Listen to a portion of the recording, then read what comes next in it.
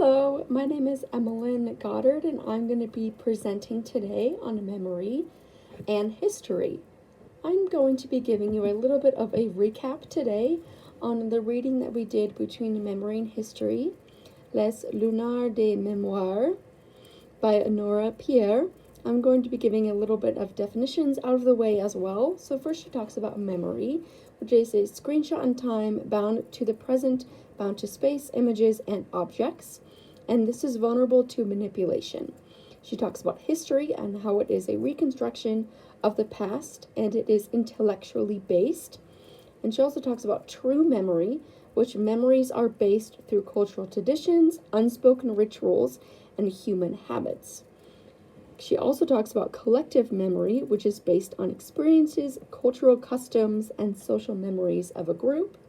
And last but not least, the most important one, she discusses Lunars des Mémoires, which is a place or site that holds memory.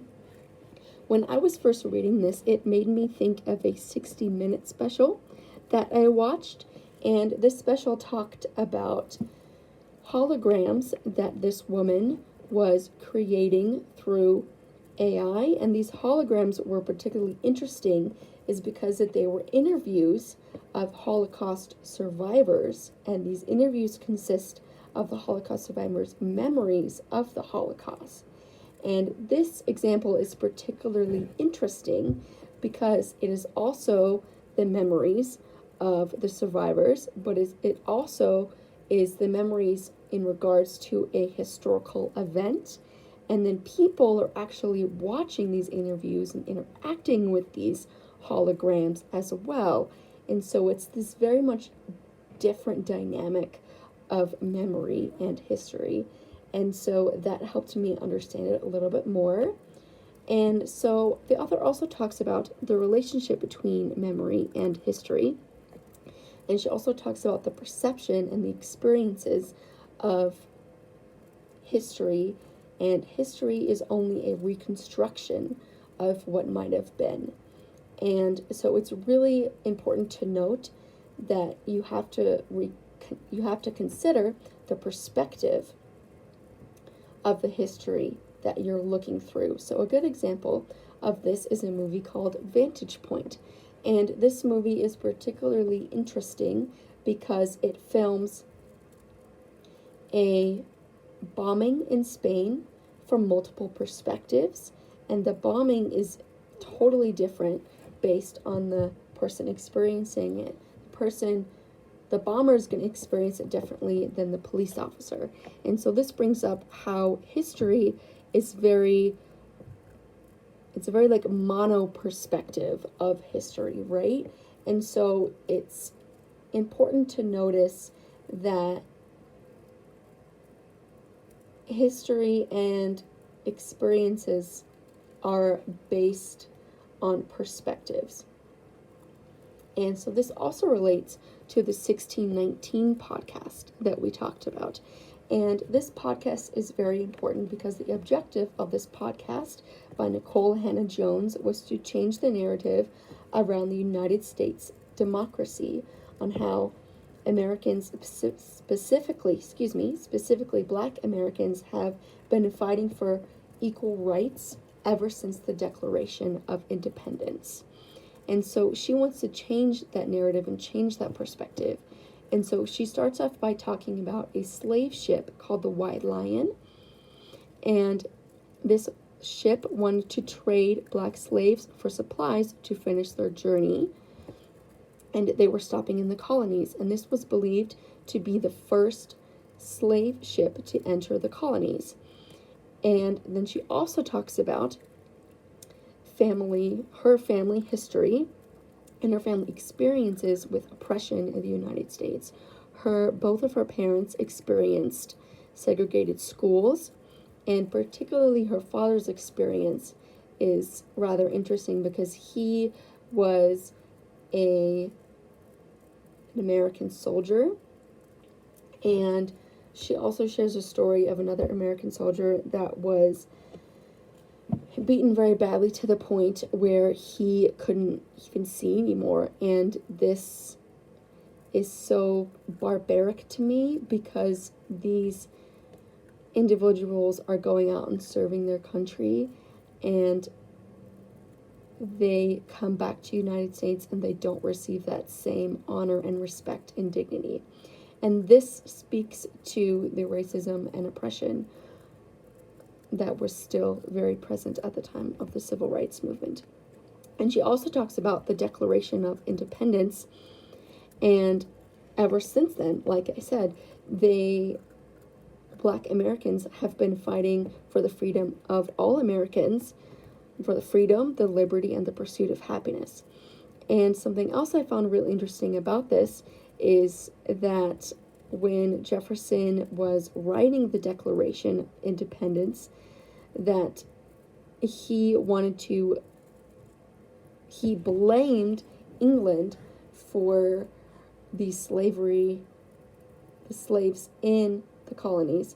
And I found this quite ironic because it actually passed, as you know, but it's just they broke away from England because they thought they were being enslaved, but then they were enslaving other people.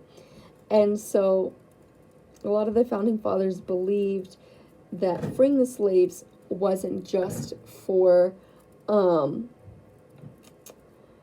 the ethical concerns of slavery. It was because they wanted to do it as a war tactic.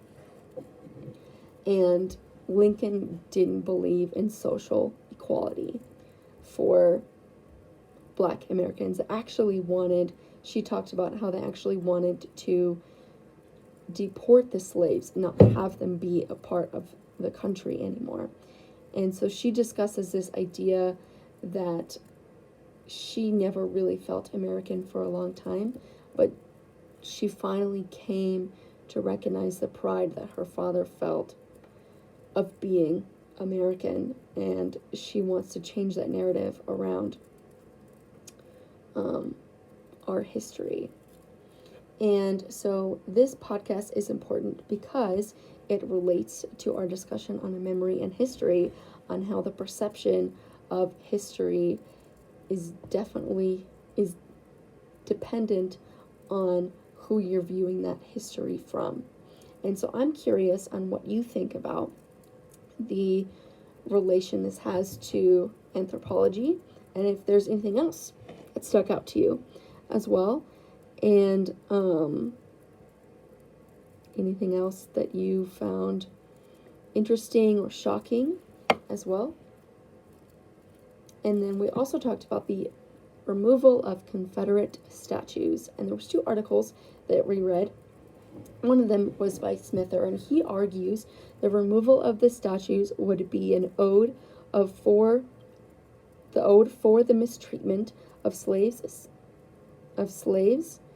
It would also end the systematic oppression and racism and segregation of Black Americans. And he offers an alternative.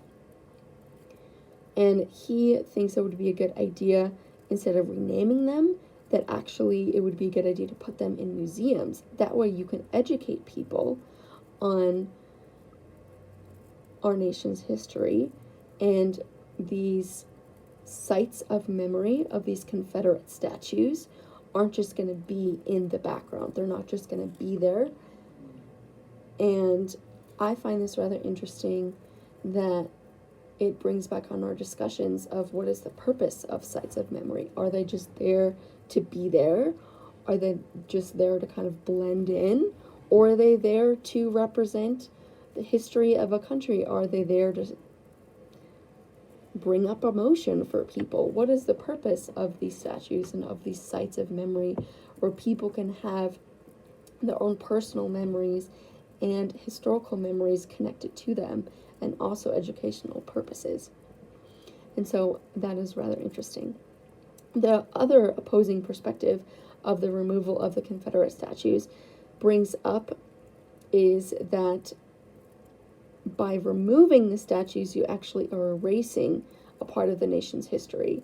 I personally think that is not true. I think the removal, is very telling of where they are and where they are placed, they're not placed in Philadelphia, they're placed in the South. And I think that is very telling of where they are.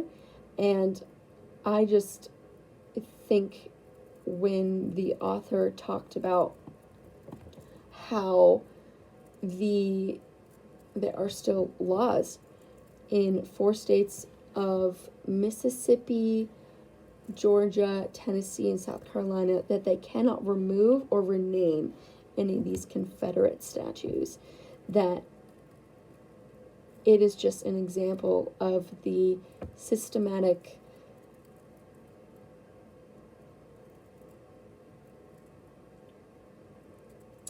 it's an example of the